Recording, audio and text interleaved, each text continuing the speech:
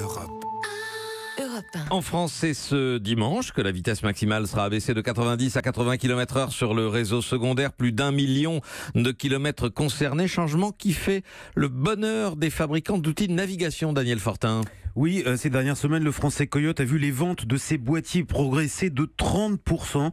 Même engouement pour l'application israélienne Waze, cette appli sur smartphone qui vous permet d'éviter les bouchons, compte déjà 10 millions d'utilisateurs en France et les abonnements se multiplient. Alors, ce que cherchent dans ces deux cas les utilisateurs, ça n'est pas forcément le fait de repérer les radars, mais surtout de s'y retrouver dans les multiples limitations qui fragmentent désormais un trajet. 98% des conducteurs aujourd'hui ont un doute sur la vitesse à respecter.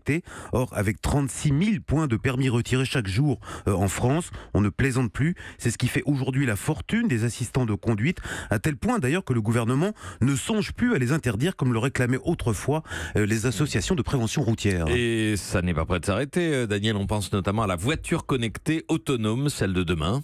Oui, en effet, tous ces outils de navigation vont prendre une place prépondérante à mesure que la conduite va s'autonomiser. Quand on regarde le modèle économique de Waze, par exemple, ça n'est pas son application elle-même qui lui rapporte de l'argent, puisqu'elle est gratuite, c'est la publicité, celle des enseignes devant lesquelles Waze fait passer le conducteur pour un trajet donné. Les marques apparaissent sur la carte embarquée à bord, elles payent pour cela. C'est l'affichage publicitaire autrefois installé sur le côté des routes qui s'invite désormais à bord de votre voiture. Daniel Fortin de la rédaction des Échos, merci. Europe 1.